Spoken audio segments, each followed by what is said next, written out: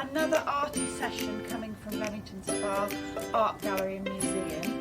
Today we're going to be thinking all about flowers. Now, flowers in art are everywhere.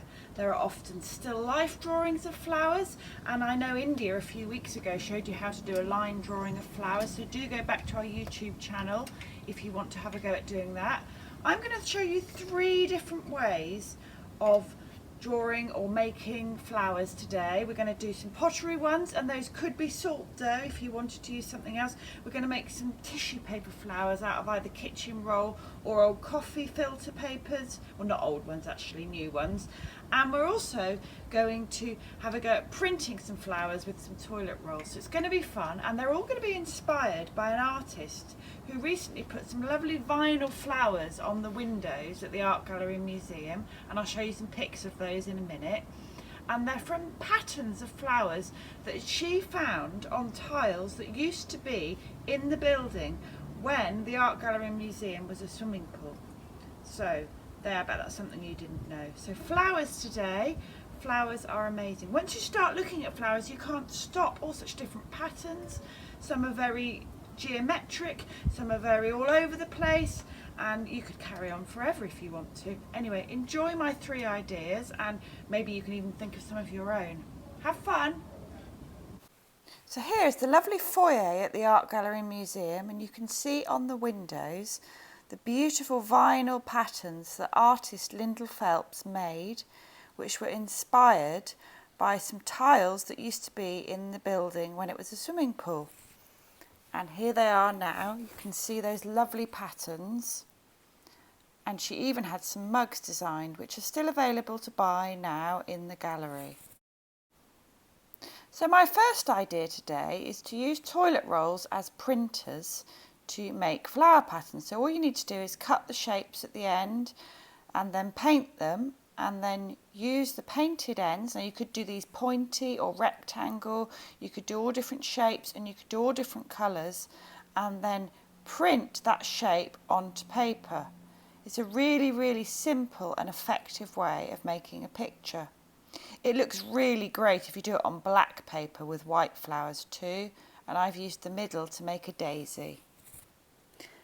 Now this is a way of making an actual flower, and you could make a whole vase using either kitchen roll or coffee filters, which you can buy online quite cheaply. The first thing you need to do is fold up your papers in a stack of about 3, and fold them up, and then get a pair of scissors and cut around in sort of petal shapes. Now you could do these curved or you could do them pointy. When you've done that, you need to get a cup and some paint, either poster paint or acrylic paint, and mix up some painty water. And this is the fun, messy bit. Dip your papers into a cup of painty water, and you'll watch the colour creep up and make the whole piece of paper a different colour. Sometimes it looks really effective to leave the ends white because it's really pretty. So here's one of my stacks of paper that I've dyed with the paint, and you can see I've let it drip back into the cup, and then I've carefully separated and put them somewhere sensible to dry, maybe on an old tray or some kitchen roll, and they're ready now to dry. Here's a pointy design that I did. Now you could do them soaking colour into a cup, or you could drip different colours onto them, almost a bit like tie-dyeing, where you colour mix as they flow into each other.